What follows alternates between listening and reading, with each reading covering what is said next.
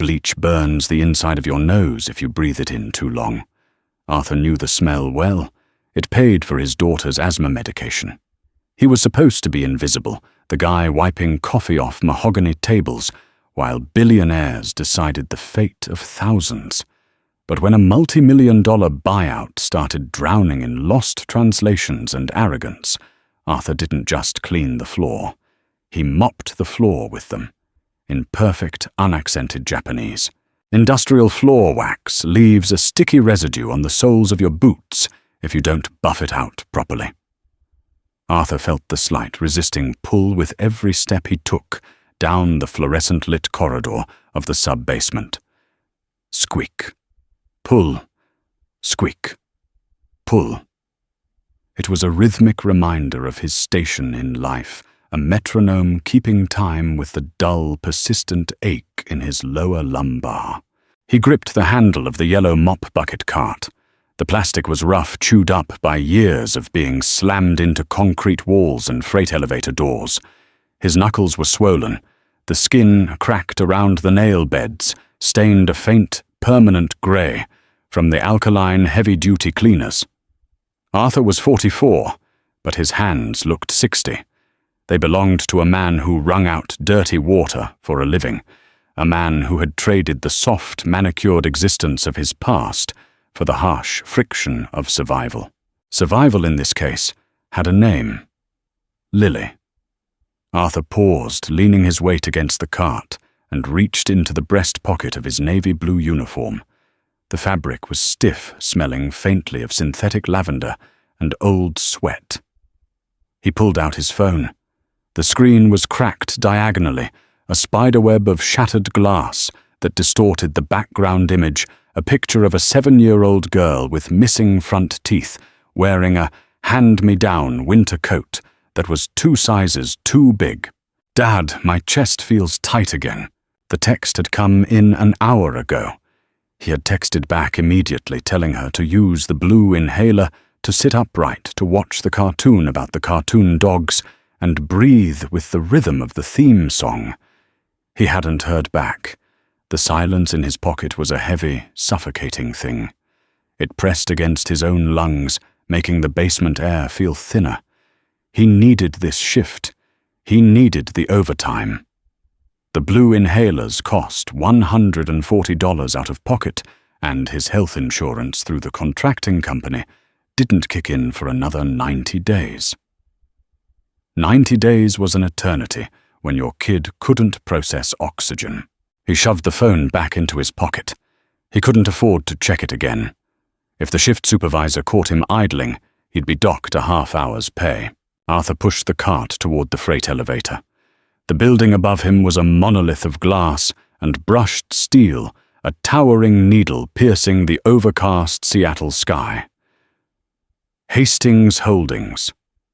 It was the kind of place where the air was filtered 3 times before it reached the executive floors, where the coffee cost more per pound than Arthur made in a day.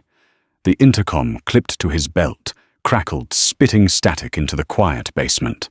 "Pendleton, we got a spill on 50. Boardroom A, bring the microfiber and the spot treat. Move it, they're in the middle of a summit." Arthur depressed the plastic button on the side of the radio. "Copy." He didn't sigh. Sighing was a waste of breath. He simply maneuvered the heavy cart into the cavernous steel box of the freight elevator and hit the button for the 50th floor. As the elevator climbed, the physical environment began to shift. The temperature dropped the air conditioning, calibrating to the precise, crisp coolness preferred by people in wool suits. The smell of the building changed, too. The damp concrete and ozone of the basement faded, replaced by the subtle manufactured scent of wealth, hints of cedarwood pumped through the HVAC, the faint trace of expensive espresso, and the sharp chemical tang of ozone from high-end laser printers. Arthur closed his eyes as the numbers ticked upward. 12. 24. 36. He remembered the smell of Tokyo in the rain. He remembered the smell of roasting chestnuts near Shinjuku Station, the damp wool of his own bespoke suits, the weight of a platinum wedding band on his finger. Another life. A lifetime ago. Before the cancer ate through his wife, before the medical bills ate through his savings, before the grief ate through his career, leaving him a hollowed-out shell pushing a yellow plastic cart. The elevator bell chimed a soft, melodic note engineered not to startle. Floor 50. The doors slid open, revealing a hallway, lined with sound-absorbing acoustic panels wrapped in pale silk. The carpet beneath Arthur's boots was impossibly thick, a plush slate-grey expanse that silenced his footsteps entirely. He was a ghost here. That was the rule. See the mess, clean the mess, leave no trace. He parked the cart in an alcove near the restrooms. He wouldn't roll that noisy, rattling plastic monstrosity into boardroom A. He grabbed a spray bottle of spot treatment, a stack of clean blue microfiber cloths, and a small handheld vacuum. Approaching the frosted glass doors of boardroom A, Arthur could feel the tension radiating through the heavy panes. It was a dense, suffocating energy, the kind that only exists when vast sums of money are suspended in the air, waiting to fall into someone's pocket. He swiped his keycard. The light flashed green. He pushed the heavy glass door open, slipping inside. The first thing Arthur noticed was the smell of fear. It was masked by Tom Ford cologne and peppermint breath mints, but it was there a sharp, acrid undertone of adrenaline and sour stomach acid. The boardroom was massive, dominated by a 30-foot slab of polished black walnut that looked less like a table and more like an altar. At the head of the table stood Chloe Hastings. Arthur recognized her from the framed Forbes articles in the lobby. She was sharp angles and suppressed panic. Her blonde hair was pulled back into a knot so tight it looked painful. She wore a pristine white blazer over a black silk blouse, her posture rigid. She was currently holding a laser pointer, the red dot trembling slightly against a projection of quarterly projections. Across from her sat the prize. 2 men in immaculate, dark, conservative suits. Arthur knelt on the thick carpet, keeping his eyes on the floor. He spotted the mess instantly. A crystal carafe of sparkling water had been knocked over. A dark, spreading stain was sinking into the pristine grey wool near the feet of the 2 men. Shards of glass glittered like ice in the harsh overhead light.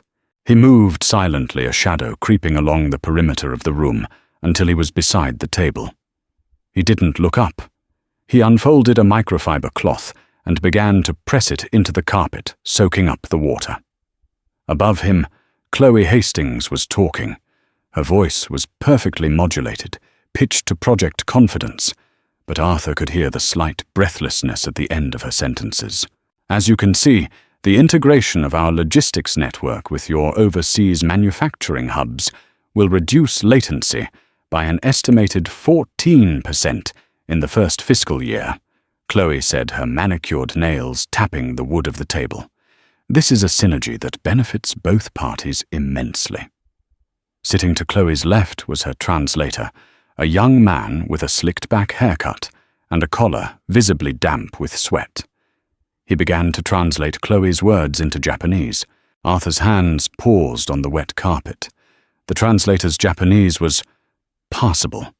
Technically correct, perhaps, if one were reading from a textbook. But it lacked the necessary deference the subtle honorifics required when addressing senior executives. He used desu/masu forms, where he should have used keigo.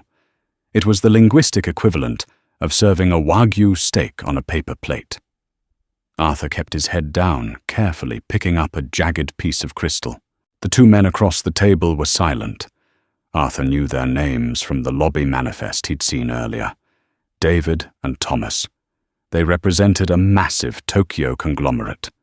They had Western names, perhaps Hapas, or perhaps adopted monikers for international business, but their demeanor was strictly old guard Japanese corporate. David, the older of the 2, had silver hair at his temples and eyes like polished obsidian. Thomas was younger, his jaw set, taking notes with a silver fountain pen. When the translator finished, David did not look at Chloe. He leaned slightly toward Thomas. Kanojo wo shikinguri, no mondai o kakusu to shiteiru, David murmured. His voice was a low, gravelly rumble, barely audible over the hum of the projector. Arthur's heart did a strange, slow thump.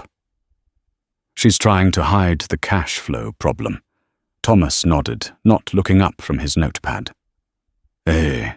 Roku kagetsu inai ni hasan suru deshu. Karera wa ishi ni shigamitsuku oboresuna mono desu. Yes, they'll be bankrupt in 6 months. They are drowning men clinging to a stone. Arthur pressed harder into the carpet, wringing the water from the cloth into a small plastic bucket. He felt a sudden sharp ache behind his eyes. The familiar rhythm of the language washed over him, unlocking doors in his mind he had nailed shut years ago. He understood every nuance. He understood the brutal dismissive poetry of Thomas's words. Chloe, ignorant of the exchange, forced a bright, brittle smile. Are there any questions regarding the projections? The sweating translator relayed the question again, fumbling the politeness levels. David looked at the translator with a gaze so flat it was almost insulting. He spoke in slow, heavily accented English. We are considering. The numbers are optimistic. They are aggressive, Chloe corrected, smoothly leaning forward. Because Hastings Holdings is an aggressive firm. We don't wait for the market, David. We make it. Arthur shifted his weight on his knees. His lower back screamed in protest. He reached for another piece of glass. Above him, David switched back to Japanese, speaking to Thomas. Kono onna wa gomanda. Kijutsu dake ubatte kaisha wa tsubusu. Sanwari biki de kaeru zo. Arthur's breath hitched. His hand froze millimeters from the broken crystal. This woman is arrogant. We will just strip the technology and crush the company. We can buy it at a 30% discount. It was a hostile takeover masked as a merger. They were going to gut Hastings Holdings. They were going to strip it for parts, fire the staff, and walk away with the proprietary tech. Arthur shouldn't care. Hastings Holdings paid him minimum wage. They denied his overtime when they could. They treated him like a piece of slightly defective furniture. If Chloe Hastings lost her empire, she'd still walk away with a golden parachute that could buy Arthur's life 10 times over. But if the company was gutted, the subcontractors went first. The janitorial staff, the cafeteria workers, the security guards. Arthur would lose his job. He would lose the insurance that was 90 days away. He thought of the blue inhaler. He thought of Lily's wheezing chest. His hand shook slightly as he pinched a sliver of glass from the damp wool. "Excuse me," David said in English, his voice cutting through the room. He pointed down at the floor directly at Arthur. The distraction, it is bothersome. Chloe Hastings turned her head. Her eyes locked onto Arthur. She didn't see a man. She saw a navy blue uniform. She saw an imperfection in her pristine environment. "You," Chloe snapped. Arthur slowly raised his head. His knees ached. His hands were damp with dirty water. "I'm almost finished, Mum," Arthur said. His voice was raspy from disuse. He hadn't spoken to anyone but his daughter in 3 days. "I don't care," Chloe hissed, stepping away from the table. The facade of the confident CEO was cracking, revealing the panicked, vicious animal underneath. "You are interrupting a multi-million-dollar negotiation with your fumbling. Gather your trash and get out." Arthur looked at her. He saw the sweat on her upper lip. He saw the terror in her eyes. She was drowning, and she was lashing out at the only person lower on the food chain than her. He looked over at David and Thomas. Thomas had a faint, condescending smirk playing on his lips. David looked entirely bored, as if watching a peasant beat a stray dog. Arthur felt something hot and ugly uncoil in his chest. It wasn't just anger at Chloe. It was anger at the arrogance of the men at the table. It was anger at the sickness in his daughter's lungs. It was anger at the universe for putting him on his knees in front of people who thought they owned the world. He picked up the last piece of glass. He placed it in his plastic bucket. He didn't move to stand up. "Ma'am," Arthur said, quietly, looking directly at Chloe. "If you accept their current terms, they plan to initiate a hostile asset stripping maneuver within the quarter. They believe your cash flow is critical." The room went entirely violently still. The silence in the boardroom was no longer just the absence of noise. It was a physical pressure, a vacuum that sucked the oxygen from the air. The sweating translator dropped his pen. It hit the mahogany table with a sharp clack that sounded like a gunshot. Chloe Hastings stared at Arthur. Her mouth parted slightly, the red lipstick stark against her suddenly pale face. Her eyes darted from Arthur's soiled hands to his face, struggling to compute the data. A man in a blue jumpsuit smelling of floor wax had just spoken of asset stripping and cash flow. "What did you just say?" Chloe whispered. Her voice was brittle, trembling, with a mix of shock and rising fury. David and Thomas had frozen. The bored, condescending masks had slipped, replaced by rigid tension. Arthur slowly pushed himself up from the floor.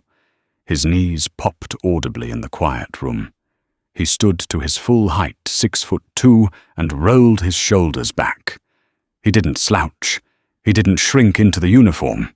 For the first time in 5 years, Arthur Pendleton occupied his own space. He looked at Chloe, his face impassive. "I said you are walking into a slaughter. They don't want a merger. They want your proprietary algorithms. Once the ink is dry, they will leverage your debt force, a liquidation, and buy the tech at a 30% discount." Chloe's face flushed a deep, mottled red. The panic that had been simmering beneath her surface boiled over into outright rage. She took a step toward him, her heel digging into the wet carpet. "How dare you!" She spat, her voice vibrating with venom. "You come in here dripping dirty water on my floor, and you think you can listen in on my meetings. You think you understand what's happening at this table." She pointed a trembling finger at the door. "Get out. Get out of this building. You are fired. Do you hear me? You're done." Arthur looked at her extended finger. He felt a profound, exhausting pity for her. She was blind. "I understand perfectly well, Miss Hastings," Arthur said, his voice level. "Janitors don't speak here." Chloe sneered, the words tearing from her throat, raw and ugly. "You don't exist here out." Arthur held her gaze for a long second. Then he turned away from her. He looked directly at David. The older executive was watching Arthur with narrowed, calculating eyes. Arthur took a breath. The air felt cleaner up here, away from the floor. He let the English language fall away. He let the posture of the beaten man dissolve. He reached into the dark, locked box in his mind and pulled out the weapon he had buried in Tokyo. "Kanojo wa goman kamo shiremasen ga baka de wa arimasen," Arthur said. His voice resonated in the room. The Japanese was flawless. It wasn't the textbook halting cadence of the translator. It was the sharp, commanding dialect of the Tokyo business elite. It was laced with the precise, intimidating undertones of a man who used to dismantle corporations before breakfast. She may be arrogant, but she is not a fool. David flinched. It was a microscopic movement, a slight tightening of the jaw, but Arthur saw it. Thomas dropped his silver fountain pen. Arthur stepped closer to the edge of the mahogany table, looking down at the two men. He didn't raise his voice. He didn't need to. "Soshite moshi, anata ga kono kaisha o sanwari biki de kaeru, to omote iru nara, anata wa jibun, no shikinguri, o yokumite inai no deshu dabido-san. And if you think you can buy this company at a 30% discount, you must not have looked closely at your own cash flow, David." The colour drained from David's face. He stared at Arthur, his mouth slightly open. The man in the blue jumpsuit was no longer a piece of furniture. He was a landmine that had just been stepped on. Arthur wasn't finished. He leaned forward slightly, resting his calloused, chemical-stained knuckles on the pristine, polished wood of the table. He locked eyes with David, ensuring the older man understood exactly who was holding the leverage now. あなた方の第6四半期の利益は術部門のシップアイデ実質赤字です。ハスティングスのアルゴリズムがなければ、あなたの株主発議の総会で、あなたの首を切るでしょう。違いますか? Your sixth quarter. Profits are effectively in the red due to the failures in your tech division. Without Hastings' algorithms, your shareholders will cut your throat at the next general meeting. Am I wrong? Thomas gasped softly, a sharp intake of breath. He looked at David in panic. The secret they had guarded so fiercely, the fatal weakness of their own conglomerate that made this acquisition not a luxury, but a desperate necessity, had just been laid bare.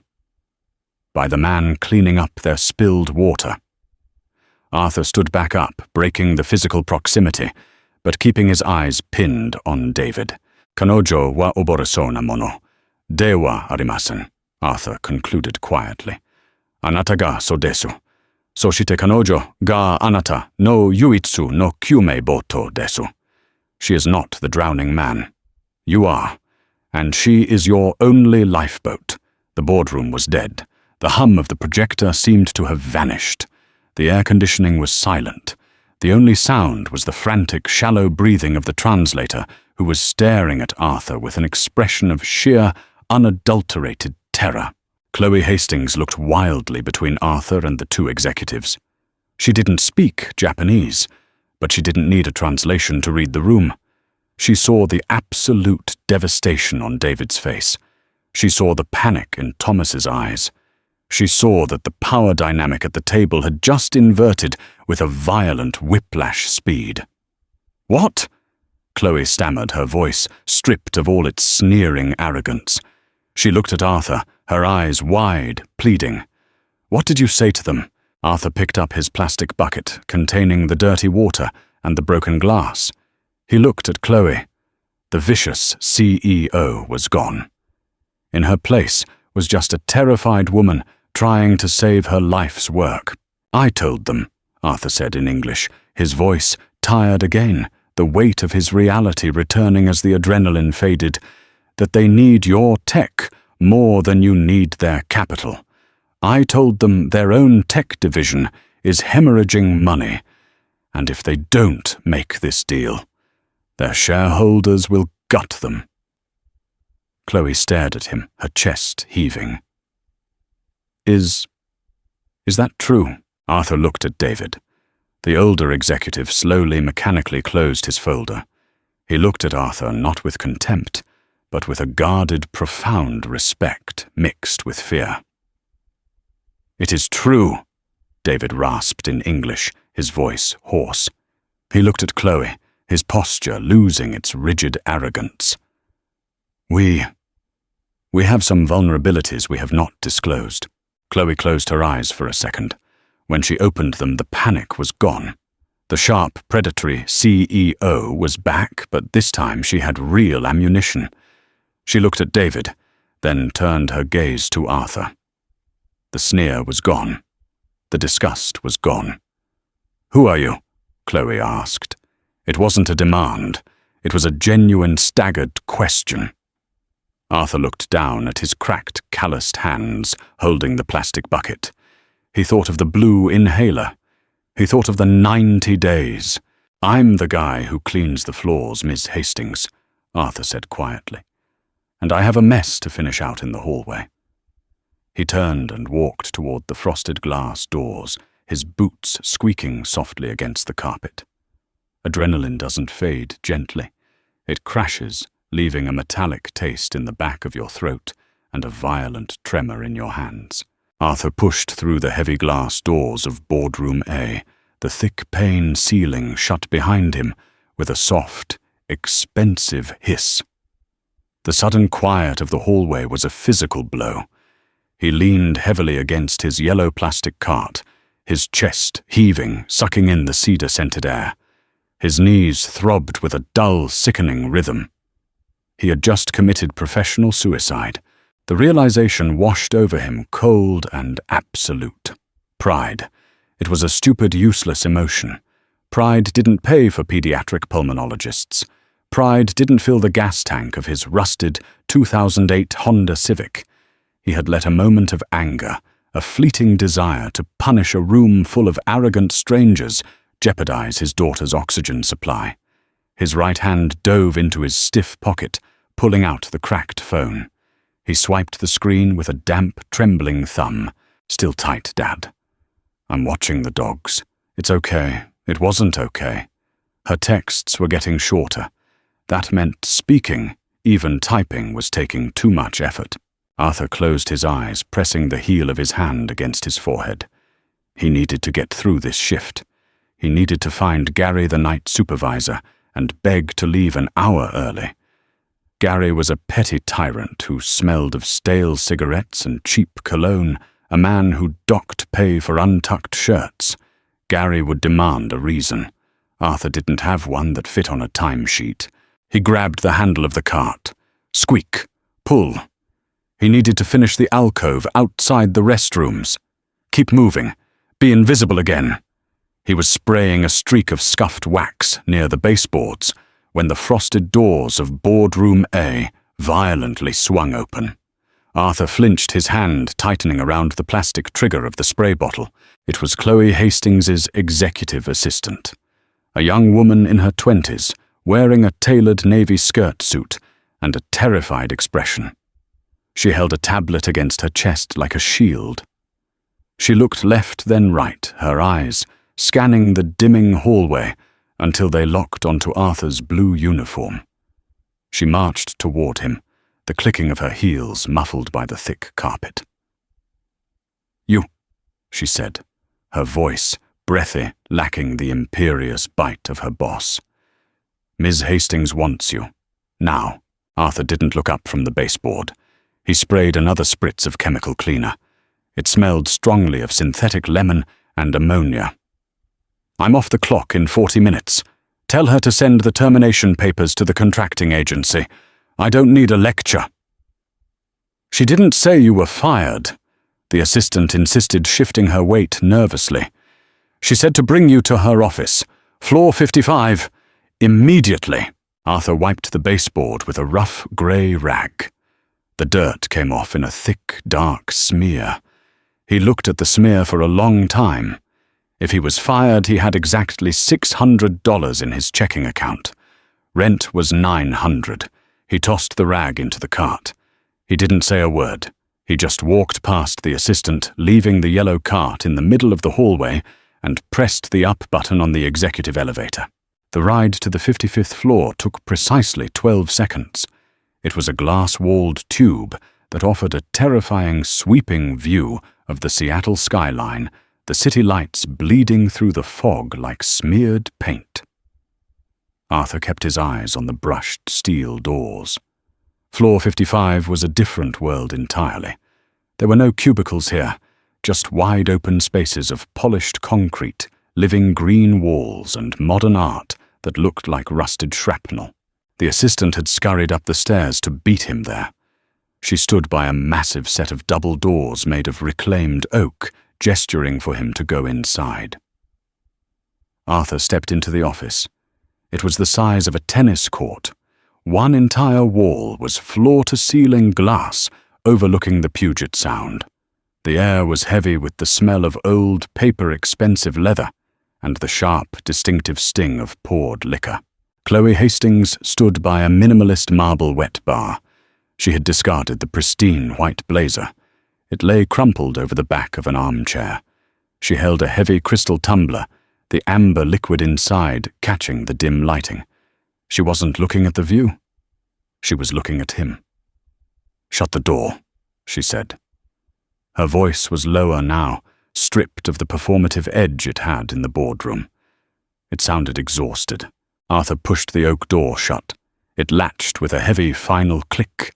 He stayed near the entrance, his boots sinking into a Persian rug that probably cost more than his car. Chloe took a slow sip from her glass. She walked around her desk a solid slab of live-edge walnut, but didn't sit down. She leaned back against it, crossing her arms, the glass held loosely in one hand. "They asked for a recess," Chloe said, staring at him. David practically sprinted to the private suites to make a phone call to Tokyo. His hands were shaking. Arthur said nothing. He stared at a spot on the wall just above her left shoulder. "My CFO just ran the background analytics you mentioned," she continued, her voice tightening. "The tech division failures, the hidden red ink. We dug deep into their subsidiary filings. You were right. You were exactly right. It took my team of Wharton graduates 20 minutes of targeted searching to find what you threw at them in 10 seconds. She set the glass down on the desk with a sharp thud. "Who the hell are you?" "Arthur Pendleton." He answered, his voice flat. "Employee ID 4409. I work for Apex Facility Solutions. I'm assigned to floors 40 through 55. Chloe let out a sharp, incredulous laugh. It held no humor. "Stop it. Don't play dumb with me. You don't learn that specific dialect of corporate Japanese pushing a cart. You don't know how to analyze a cross-Pacific asset strip by emptying trash cans. Who sent you? Are you corporate espionage? Did my board hire you to spy on me?" Arthur finally looked her in the eyes. She was waiting for a confession. She was waiting for a complex conspiracy to unfold, because in her world, everything was a calculated game of chess. She couldn't fathom the messy, chaotic brutality of real life. "Ms. Hastings," Arthur said softly, "I smell like industrial bleach and stale sweat. My knees are currently swollen to the size of grapefruits because I spent the last 6 hours scrubbing dried mud out of the lobby grout. If I were a corporate spy, I would have demanded a much better cover identity." Chloe stared at him, her chest rising and falling. "Then explain it to me." "I don't owe you an explanation," Arthur replied, feeling the anger flare up again. He pointed a calloused finger toward the door. 20 minutes ago, I was a piece of trash, interrupting your synergy. I was a nuisance, bleeding dirty water on your rug. Now you want my life story." He took a step forward, the sheer size of him suddenly dominating the space. Chloe flinched slightly but held her ground. "You want to know why I spoke up?" Arthur asked, his voice dropping to a harsh whisper. "I didn't care about your company. I don't care about your algorithms or your stock price. I care that if they gut this building, my contracting company gets cut. If my company gets cut, I lose the health insurance that kicks in exactly 89 days from now." He reached into his pocket and pulled out his cracked phone, slamming it down on the edge of her polished walnut desk. The screen lit up, displaying the picture of Lily in her oversized coat. "That's my daughter," Arthur said, his voice cracking slightly before he forced it back into a rigid line. "Her lungs don't work right. Her inhalers cost $140 a week. If I lose this job, I can't buy them. If she doesn't get them, she goes to the emergency room. If she goes to the ER again, social services starts asking why I can't provide adequate preventative care." He leaned closer, resting his heavy, grey-stained hands on the edge of her desk. "I didn't destroy David's negotiation to save your empire, Ms. Hastings. I did it to save my paycheck. Now are you going to fire me for insubordination, or can I go finish mopping the hallway so I can clock out and check on my kid?" Chloe looked down at the shattered phone screen. She looked at the little girl with the missing teeth. Then she looked at Arthur's hands. She saw the deep, bleeding cracks around his knuckles. She saw the chemical burns fading into white scars on his wrists. The silence in the office stretched thick and suffocating. The cold, sterile wealth of the room suddenly felt entirely hollow compared to the raw, bleeding desperation standing in front of her. She reached out and slowly pushed the phone back toward him. "I'm not going to fire you, Arthur," she said quietly. The sharp edges of the CEO had vanished completely. She just looked tired. I apologize for how I spoke to you in the boardroom. Fear makes people ugly." Arthur picked up his phone, sliding it back into his pocket. He didn't accept the apology. He just acknowledged it with a slight tilt of his head. Fear makes people survive. It's what David is doing right now. He's cornered. Chloe nodded slowly, her eyes locking onto his. The calculating light was creeping back in, but this time it wasn't dismissive. It was assessing. She was sizing up a weapon. "You know how these men think," Chloe stated. It wasn't a question. "You know how they structure these deals. You knew exactly where to insert the knife to make them bleed." Arthur turned away, walking toward the large glass window. He looked out at the dark, churning water of the Puget Sound. "I spent 12 years in Tokyo," Arthur said, his voice detached, floating somewhere out over the water. "Senior Vice President of Acquisitions for a firm that made Hastings Holdings look like a lemonade stand. My job was to find companies bleeding in the water, restructure their debt and dismantle them. I sat across from men like David every day. I know the playbook because I helped write it." He didn't turn around. He didn't want her to see his face. "Then what happened?" Chloe asked. "My wife got sick," Arthur answered simply. The words were stones dropping into a deep well. "Glioblastoma, the aggressive kind. The insurance tied us up in red tape for experimental treatments. We liquidated our assets, the house in Minato, the portfolios, everything. We moved back to the States for a clinical trial in Seattle. It failed. She died." He let out a slow, jagged breath, fogging the cold glass in front of him. "When the dust settled, I had a 2-year-old daughter, a mountain of medical debt that wiped out whatever was left, and a resume that no one would touch because I had been out of the game for 3 years fighting hospitals. So I took a job that paid cash under the table. Then a warehouse job. Then this. The floor needs sweeping. It doesn't ask for a reference." He finally turned to face her. "I'm not a savior, Ms. Hastings. I'm a ghost." Chloe Hastings walked slowly around her desk, stopping a few feet away from Arthur. She looked at him with an intensity that made the hair on his arms stand up. It was the look of a starving wolf that had just found a wounded stag. "David is coming back into that room in 20 minutes, Chloe said, her voice dropping into a rapid, clinical cadence. "He's going to try to salvage the deal. He's going to pivot. He'll offer a higher upfront cash injection to blind me, while burying the intellectual property transfer deeper in the fine print. I have a team of lawyers, Arthur, but they are terrified of him. They only see the money. They don't see the trap." Arthur crossed his arms over his stained uniform. "Don't sign. Tell him to walk. If he walks, I'm bankrupt in 6 months. You heard him." Chloe snapped the frustration bleeding through. "My cash flow is critical. He wasn't wrong about that. We over-leveraged on R&D. I need their capital. I just can't give them the company to get it." She took a step closer, looking up at him. "I need to trap him," she whispered.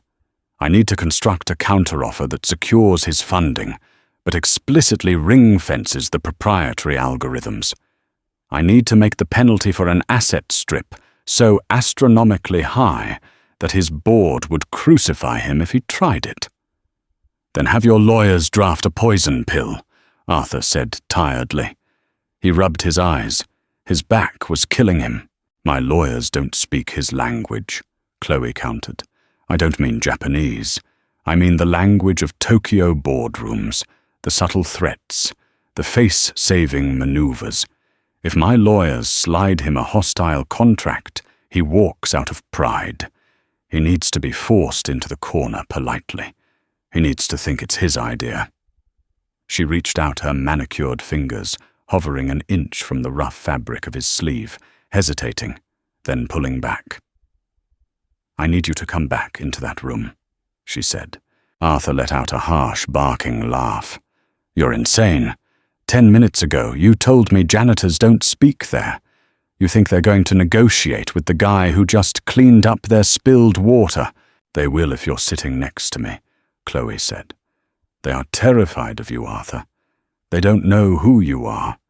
To them, you're an anomaly, a wild card. You possess intimate knowledge of their darkest secrets, and you're disguised as a peasant. That plays entirely into their cultural paranoia. If you sit at my right hand, David won't know if you're a disgraced savant or a mercenary I hired specifically to gut him." Arthur stared at her. It was a brilliant, vicious play. It was exactly the kind of psychological warfare he used to employ. Use the opponent's confusion against them, weaponize their assumptions. "No," Arthur said flatly. "I told you. I have 40 minutes left on my shift and my kid can't breathe. I'm going home." He turned toward the heavy oak doors. $50,000, Chloe said loudly, her voice echoing in the large office. Arthur froze. His hand hovered over the brass door handle. "A consulting fee," Chloe continued, rapidly reading his hesitation. $50,000 wired directly into your checking account before the banks open on Monday. Arthur slowly turned around. $50,000. It was more than he made in 2 years. It was rent. It was groceries. It was a car that didn't break down. "And," Chloe added, stepping toward her desk, grabbing a silver pen, "I will personally guarantee premium zero-deductible health insurance for you and your daughter. Not through your contracting agency. Through Hastings Holdings, executive tier. Retroactive to midnight tonight. I'll have HR email the temporary cards to your phone in 10 minutes. She can see any specialist in the state tomorrow." Arthur's breath hitched. He felt a sharp, agonizing squeeze in his chest. The inhalers, the pulmonologist, the terrifying midnight trips to the ER, where he had to beg billing departments for payment plans. Gone. In a stroke of a silver pen. He looked at Chloe. She wasn't pleading anymore. She was negotiating.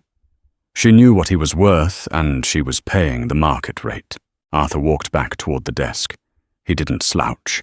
He stood tall, the muscle memory of a decade in high finance, realigning his spine. The janitor was fading. The shark was waking up. "I want the $50,000 as a cashier's check cut tonight from your personal account, not corporate payroll," Arthur said, his voice cold, devoid of emotion. "Corporate payroll takes weeks to process. I want the physical check in my hand before I walk back into boardroom A." Chloe didn't blink. She reached into a drawer, pulled out a leather-bound checkbook, and began to write. "And the insurance?" Arthur continued, his tone dictating terms. "I want the policy numbers emailed to me, and I want an addendum stating that if I am terminated from this consulting role within 12 months, the coverage continues for an additional 2 years as severance." Chloe ripped the check from the book. She grabbed her tablet and quickly typed out a message to her head of HR. She set the check on the edge of the desk and slid it toward him. "Done," she said. Arthur looked at the piece of paper. 50,000 and 0 over 100. It looked fake. It looked like a prop from a movie. He picked it up, folding it carefully, and slid it into the breast pocket of his uniform, right next to his cracked phone. "Okay," Arthur said, his voice dropping an octave. "Here is how this works. I do not speak English in that room. I only speak Japanese. I will not address you directly. I will only address David. It establishes me as an equal to him and a superior to his translator. It will humiliate Thomas, which will make him erratic." Chloe listened, nodding slowly, mesmerized by the sudden transformation. You will present the counteroffer, Arthur instructed. When David balks, you look at me. Just once. I will dismantle his objection using their subsidiary data. I will make it sound like a threat, but I will frame it as a favor. We offer them a face-saving exit. They get the tech license, but they do not get the source code, and they inject the capital as a preferred equity stake, non-voting. They'll hate it, Chloe said. They'll hate it, Arthur agreed, but they will sign it. Because the alternative is going back to Tokyo and explaining to their board why they failed to acquire the one thing that could cover up their own massive incompetence. Arthur looked down at his clothes. The blue uniform was stained with water wax and dirt. He smelled like ammonia. I need a jacket, Arthur said. Chloe walked to a closet near the wet bar. She opened it and pulled out a charcoal grey tailored suit jacket. It belonged to my former COO. He left it here when I fired him. She handed it to Arthur. Arthur stripped off the heavy blue uniform shirt, revealing a faded, sweat-stained white t-shirt underneath. He slipped his arms into the grey jacket. It was a little tight across the shoulders, a little short in the sleeves, but the wool was heavy and expensive. The contrast was jarring, the high-end tailoring over the cheap undershirt, the scarred, dirty hands emerging from the silk-lined cuffs. It was perfect. He looked exactly like what he was, a man who had crawled out of hell and wasn't afraid to drag anyone back down with him. Arthur adjusted the lapels. He looked at Chloe. Let's go buy you a company, Miss Hastings. Walking back down the 50th floor hallway felt like wading through deep, invisible water. Arthur's heavy work boots still sank into the plush, sound-absorbing carpet, but the rhythm had changed. The defeated squeak pull of the janitor was gone, replaced by a measured, predatory stride. The charcoal grey wool jacket rested heavily on his shoulders. It smelled faintly of dry cleaning chemicals and expensive cedar hangers, a stark, jarring contrast to the sharp ammonia and sweat seeping from his own pores. His reflection caught in the polished glass of the elevator bay. It was a grotesque collage. The immaculate high-end tailoring of the jacket ended abruptly at his wrists, giving way to forearms corded with tension and hands that looked like they had been scrubbed with wire brushes. Beneath the lapels, his faded greying undershirt clung to his chest. He looked like a man who had murdered an executive and stolen his skin. He liked it. It was unsettling. In a boardroom, discomfort was leverage. Chloe walked half a pace ahead of him. Her pristine white blazer was still draped over the armchair upstairs. She was in her black silk blouse sleeves, rolled up to the elbows. She had shed the armor of the untouchable CEO and adopted the posture of a street fighter. They reached the frosted glass doors of Boardroom A. The tension leaking from the seams of the room was almost palpable. Chloe didn't pause. She shoved the heavy door open with the flat of her hand. The air inside was stale. The hum of the projector had been killed, leaving only the oppressive silence of the HVAC system, pushing cold air into the room. David and Thomas were seated exactly where they had been 20 minutes ago. The translator was hunched in his chair, nervously peeling the label off a plastic water bottle. The spilled water on the carpet had soaked deeper into the wool. The shards of crystal Arthur hadn't finished picking up, still glittered maliciously under the harsh overhead lights. Chloe marched to the head of the mahogany table. She didn't sit. She stood, planting her hands flat on the polished wood. Arthur didn't go to the corner. He didn't pick up his yellow plastic bucket. He walked directly to the heavy leather-bound executive chair to Chloe's immediate right. He pulled it out. The metal casters groaned slightly under his weight as he sat down. He leaned back, interlacing his scarred fingers, and rested them on his stomach. He let his eyes settle on David. The reaction was instantaneous. Thomas's jaw actually dropped. His silver pen slipped from his fingers for the second time that night, clattering noisily against his notepad. The translator stopped peeling the water bottle label and stared at Arthur as if a rabid dog had just hopped into the chair. David, however, didn't gasp. He didn't drop his pen. His dark eyes locked onto Arthur, tracking the charcoal jacket, the stained undershirt, the bleeding knuckles, and finally the dead, unblinking stare. The older executive's posture stiffened. The bored arrogance that had defined him an hour ago evaporated, replaced by a cold, calculating alarm. He didn't know what Arthur was.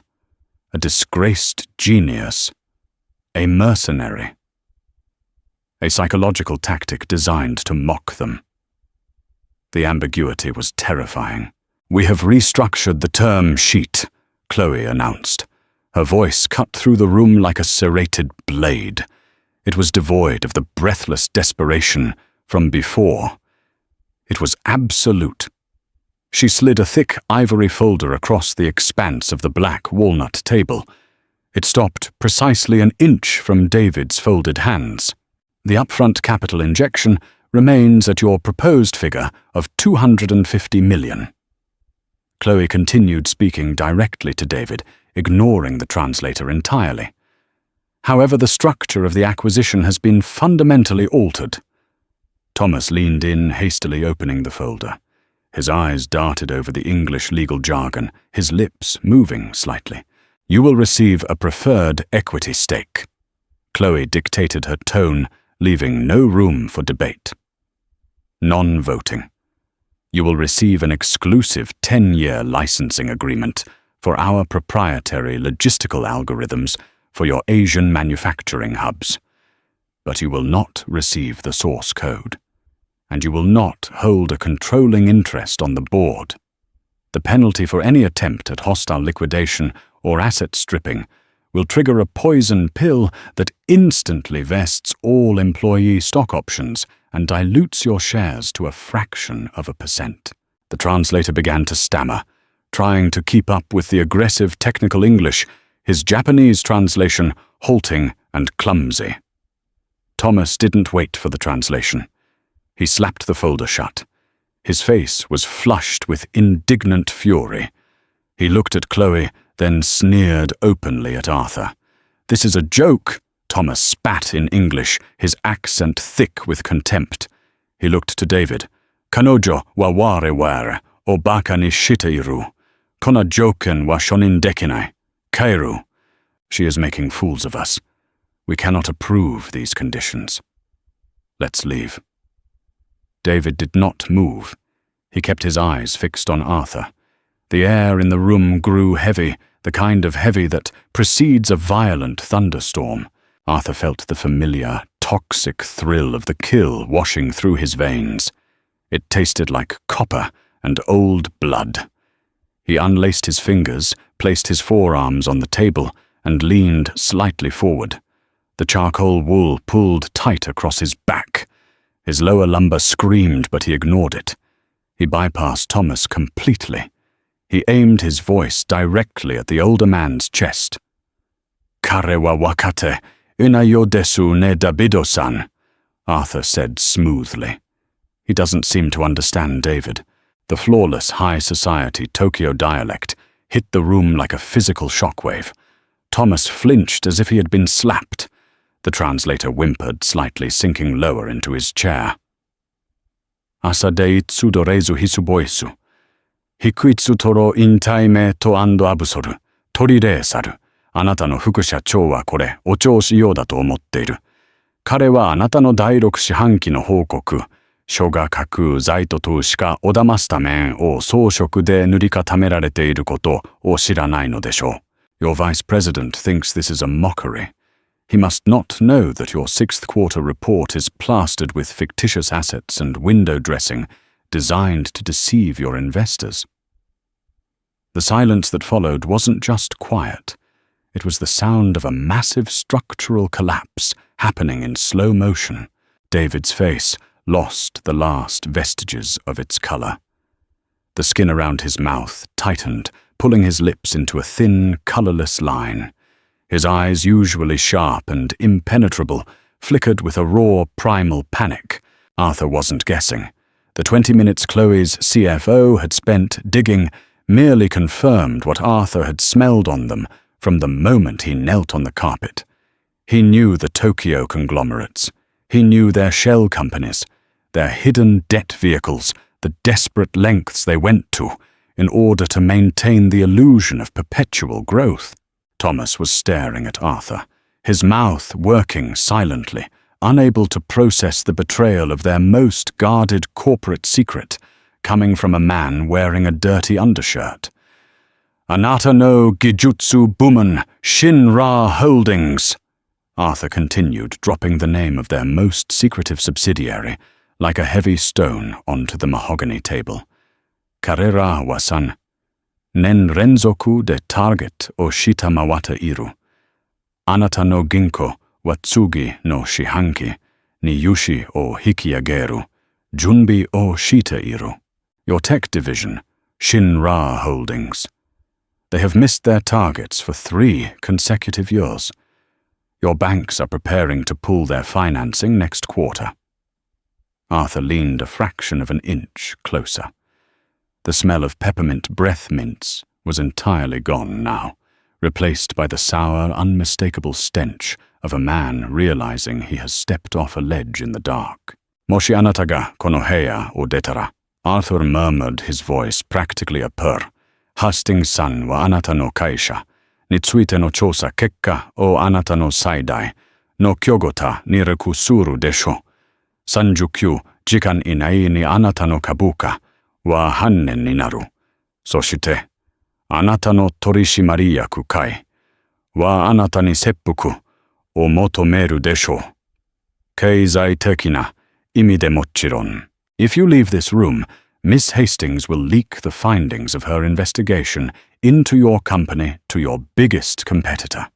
Within 39 hours, your stock price will be halved, and your board of directors will demand you commit seppuku, economically speaking, of course. It was a bluff. Chloe didn't have the contacts to effectively leak that data in Tokyo in a way that would trigger an immediate panic. But David didn't know that. David only knew that the ghost sitting across from him, the man who spoke his language better than his own translator, seemed to hold the keys to his absolute destruction. Arthur sat back, resting his broad shoulders against the leather chair. The wood of the chair creaked. He reached into the inner pocket of the borrowed suit jacket and pulled out a cheap plastic ballpoint pen, the kind he used to check off his cleaning manifest. He tossed it onto the table. It slid across the polished walnut, stopping right next to the ivory folder. "Kore wa kosho dewa arimasen, Dabido-san," Arthur stated quietly, the final nail in the coffin. "Kore wa kyume boto desu, nori nasai." This is not a negotiation, David. This is a lifeboat. Get in. Thomas finally broke the paralysis. He slammed his hands on the table, half rising from his chair, his face contorted in rage. "Kono inu ga omae wa nani-sama da. This dog, who do you think you are?" David moved so fast it was a blur. He didn't speak. He simply shot out his right hand and gripped Thomas's wrist with terrifying, bone-crushing force. He pulled the younger man back down into his seat. David didn't look at Thomas. He kept his eyes locked on Arthur. The older executive was breathing heavily through his nose, his chest rising and falling beneath his immaculate dark suit. The pride was warring with the survival instinct in his eyes. It was a brutal, ugly battle to witness. Arthur felt no pity. He felt nothing at all. He just felt the reassuring weight of the folded $50,000 check sitting against his chest, right next to his phone. Slowly, agonizingly, the survival instinct won. David released Thomas's wrist. He reached out and picked up the cheap plastic pen. It looked absurd in his manicured fingers, a child's toy in the hands of a titan. He opened the ivory folder. He didn't read the English text.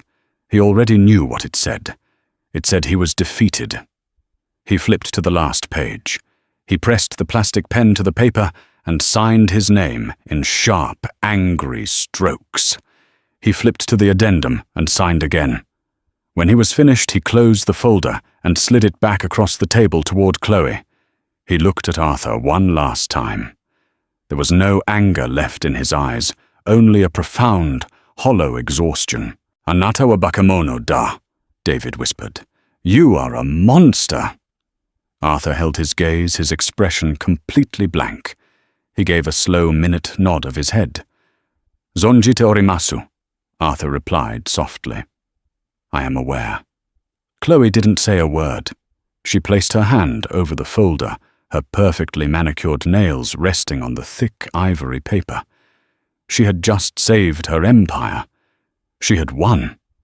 But she looked at Arthur with a mixture of awe and distinct, undeniable fear. Arthur stood up. The casters of the chair groaned again. He didn't look back at the table. He unbuttoned the charcoal jacket, letting it hang loose over his dirty undershirt. He walked toward the frosted glass doors, his boots squeaking softly against the carpet. He opened the door, stepped out into the hallway, and let the heavy glass seal shut behind him, cutting off the stagnant air of the billionaire's tomb. The basement air tasted like a blessing. It was damp, smelling of exposed concrete ozone from the humming electrical panels and the harsh tang of the floor wax he had been using hours ago. Arthur stood by his battered yellow locker, pulling the charcoal suit jacket off his shoulders. He folded it carefully. He didn't want it. He didn't want the smell of cedar and ambition clinging to him a second longer than necessary. He placed the folded jacket on the metal bench. He would leave it for Gary, the night supervisor, to figure out. Arthur reached into the locker and pulled out his own jacket, a faded olive-green canvas surplus coat with frayed cuffs and a broken zipper. He slipped it on. It smelled like cheap coffee and rain. It smelled like his life. He transferred the cracked phone and the folded cashier's check from the uniform pocket to the inner pocket of his canvas coat. His hands were shaking again. The adrenaline crash was hitting him hard now, a violent shivering that started in his chest and radiated out to his fingertips. His lower back was a solid block of agonizing pain. He clocked out at the biometric scanner. The machine beeped a dull red, registering his departure at 11:42 p.m. He walked out the service exit into the Seattle night. The rain was coming down in sheets, a cold, relentless deluge that washed the grime off the streets and soaked through his canvas coat in seconds. He hunched his shoulders against the wind, walking 3 blocks down the dark, slick pavement to where he had parked his 2008 Honda Civic. The driver's side door screeched in protest as he pulled it open. He dropped into the torn fabric of the seat water, dripping from his graying hair onto the steering wheel. He inserted the key. The engine turned over with a sluggish, asthmatic wheeze, complaining bitterly before finally catching and settling into a rough, uneven idle. Arthur didn't turn on the headlights immediately. He just sat in the dark car, listening to the rain hammer against the roof. He reached into his coat and pulled out his phone. The screen was lit up with notifications. He ignored the text from his contracting agency about a mandatory training module. He ignored the spam email. His thumb hovered over a new email flagged with high importance. Sender HR at hastingsholdings.com. Subject Executive Tier Health Coverage. Policy ID attached. Arthur opened the email. There it was. A PDF attachment containing the temporary insurance cards. Platinum tier. 0 deductible. Fully covered specialists. No referrals needed. He stared at the small digital numbers on the cracked screen until they blurred his eyes, burning fiercely. The lump in his throat was jagged and hard, threatening to choke him. He had done it. He had walked back into the fire, he had let the monster out of its cage, and he had bled a man dry on a mahogany table. He had traded a piece of his reclaimed soul for $50,000 and a policy number. He swiped away the email and opened his text messages. He typed rapidly, his wet thumbs slipping on the glass. Dad's off work, Lilybug. I'm on my way. I got the medicine sorted out. You're going to see the fancy doctor tomorrow." He hit send. He tossed the phone onto the passenger seat. He shifted the car into drive, turning on the weak yellow headlights, and pulled out into the wet, empty streets. The drive to his apartment took 20 minutes. It was a brutalist concrete complex on the south side of the city, where the streetlights were mostly blown out, and the air smelled heavily of exhaust and wet garbage. He climbed the 3 flights of stairs, his boots heavy as lead, his knees popping with every step. He unlocked the deadbolt of apartment 3B and pushed the door open. The apartment was small and smelled faintly of canned chicken noodle soup and the sharp medicinal sting of Vicks Vapor Rub. The living room was dark except for the flickering blue light of the television. On the worn second-hand sofa, under a pile of mismatched fleece blankets, was Lily. The cartoon dogs were still running silently across the screen, the volume muted. Lily was propped up on 3 pillows, her small chest rising and falling, with a shallow, slightly labored rhythm. Her mouth was parted, and a thin sheen of sweat coated her forehead. The blue plastic inhaler rested on her chest, her small fingers curled loosely around it. She was asleep. Arthur walked over as silently as a ghost. He knelt beside the sofa, ignoring the screaming pain in his joints. He listened. The wheeze was still there, a faint rattling sound deep in her lungs. But she was pulling air. She was breathing. He carefully reached out and brushed a damp strand of hair from her forehead. His cracked, calloused thumb, stained grey with floor wax, was unimaginably gentle against her pale skin. She stirred slightly, her eyes fluttering open. They were heavy with exhaustion. "Dad!" She mumbled, her voice raspy. "I'm here, Bug," Arthur whispered, his voice cracking. He didn't try to hide it. "I'm right here." "Did you clean the big building?" she asked, her eyelids drooping. Arthur felt the folded cashier's check pressing against his ribs right next to his heart. He thought of David's face, the terrified sweat on Chloe's brow, the cold, hollow victory in the boardroom. He was a monster. He knew he was. But in the dim, flickering light of the television, looking at his daughter's rising and falling chest, he didn't care. "Yeah," Arthur said softly, leaning down to kiss her forehead. "I cleaned the whole thing. Go to sleep. You're safe now." He sat back on his heels, watching her drift back into a deeper sleep. The rain beat against the thin window pane, a rhythmic washing sound. Janitors didn't speak in the boardroom, but ghosts didn't care about the rules, and a father fighting in the dark would burn the whole world down if it meant keeping the lights on at home. Arthur pulled a blanket up to her chin, sat on the floor beside her, and finally let himself breathe. If you felt the tension in that boardroom and the raw emotion of Arthur's fight, hit that like button right now. This story proves that true power doesn't wear a designer suit. It fights in the dark to protect what matters most. Don't let Arthur's sacrifice go unnoticed. Share this video with someone who knows what it means to grind for their family against all odds. And if you crave more deeply human, intense, and grounded stories that pull no punches, smash that subscribe button. We bring the heat every single week. Drop a comment below. Did Arthur do the right thing? Let's debate.